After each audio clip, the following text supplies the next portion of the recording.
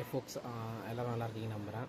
So last video போட்டப்போ வந்து ஒரு point சொல்ல மறந்துட்டேன். அதாவது வந்து தாவக அரசு வந்து 3 மாதத்தில் வந்து அரசு துறையில் நடக்கிற ஊழல்லாம் வந்து அழிக்கிறேன் மொத்தமாக அப்படின்னு சொல்லியிருக்காங்க.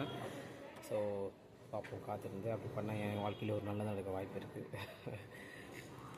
ஸோ இந்த ஒரு பாயிண்ட் தான் சொல்லணும்னு நினச்சேன். அப்புறம் இன்றைக்கி என்ன எதை பற்றி பேசலாம் அப்படின்னா வந்து பார்த்திங்கன்னா டிசிப்ளின். அதாவது வந்து நம்ம நிறைய விஷயங்கள் வந்து பேசுறது மூலயமா தான் நிறைய சண்டை சச்சரவுகள் வருது. ஃபேமிலியே அப்படி தான் இருக்குது, அப்போது சொசைட்டிலாம் அப்படி தானே இருக்கும். ஸோ என்னென்னு பார்த்தீங்கன்னா ஒரு ரூல் கொண்டு வரணும், ரெஸ்ட்ரிக்ஷன் கொண்டு வரணும்.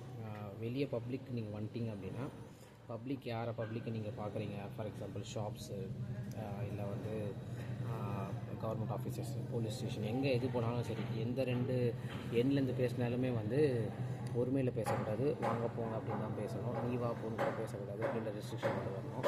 ஸோ அப்போ தான் வந்து இந்த பிரச்சனை பெருசாகாது சட்ட ரீதியாக அப்படின்னு சொல்லி யோசிக்கிறேன். அப்படி பேசுகிறவங்களுக்கு வந்து கடுமையான நடவடிக்கை எடுத்துகிட்டு வரணும். இது வந்து ரொம்ப சில்லியாக தான் இருக்கும். ஆனால் வந்து பார்த்திங்கன்னா இந்த மாதிரி இருக்கும்போது தான் ஒரு ஒரு டிசிப்ளினை ஃபார்ம் பண்ண முடியும், பிரச்சனைகளை குறைக்க முடியுன்றது என்னோடய கருத்து. அப்புறம் அன்பார்லிமெண்ட்ரி வேர்ட்ஸ் அப்படின்னு சொல்லி நிறைய வார்த்தைகளை வந்து நம்ம லிஸ்ட்டில் சேர்த்து அதெல்லாம் வந்து பப்ளிக்கில் யூஸ் பண்ணக்கூடாது, இன்க்ளூடிங் சோஷியல் மீடியா அப்படின்னு சொல்லி ஒரு சட்டத்தை கொண்டு வரணும்.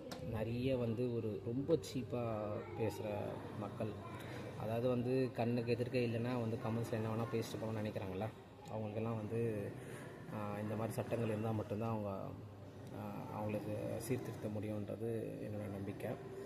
அண்டு ஸோ இந்த மாதிரி ஃபாலோ பண்ணணும். நீங்கள் வந்து அனாவசியமாக ஒருத்தவங்களை பற்றி பேசுகிறதோ, நீங்கள் பேசலாம், கிரிட்டிசிசம் பண்ணலாம், அது வந்து விமர்சனம் பண்ணுறது ஜனநாயகத்தில் வந்து பிரச்சனை இல்லை. பட் எப்படி விமர்சனம் பண்ணுறோம், எப்படி கிரிட்டிசிசம் பண்ணுறோம் அப்படின்றது, இன்க்ளூடிங் பாடி ஷேமிங்கும் நான் சொல்கிறேன். ஸோ இந்த மாதிரி விஷயங்கள்லாம் வந்து முற்றிலும் தடை செய்யப்பட வேண்டும். அப்புறம் மீறினால் ஃபஸ்ட்டு வந்து நம்ம ட்ரையல் பீரியட் தரலாம். எந்த ஒரு சேஞ்சுமே நம்ம டே 1 நடக்காது. 30 days ட்ரையல் பீரியட் தரலாம், 30 days வரைக்கும் வார்னிங் கொடுக்கலாம். அப்புறமா 31st டேலேருந்து அதை இம்ப்ளிமெண்ட் பண்ணிடணும். ஸோ அப்படி பண்ணும்போது அதுக்கான ஃபாலோ பண்ணாதவங்களை வந்து சில அவங்க டெய்லி ரொட்டீனை அஃபெக்ட் பண்ணாத மாதிரி இல்லை அஃபெக்ட் பண்ணுற மாதிரி கூட நம்ம சில பனிஷ்மெண்ட்ஸை கொடுத்தோன்னா அவங்க வந்து சரியாயிடுவாங்க அப்படின்றது, அது வந்து சீர்திருத்தமாக மாறுன்றது நான் நம்பிக்கை. சில விஷயங்கள் ரொம்ப கடுமையாக இருந்தால் தான் சமூகத்தை வந்து மாற்ற முடியும், இல்லைனா ஒன்றும் பண்ண முடியாது.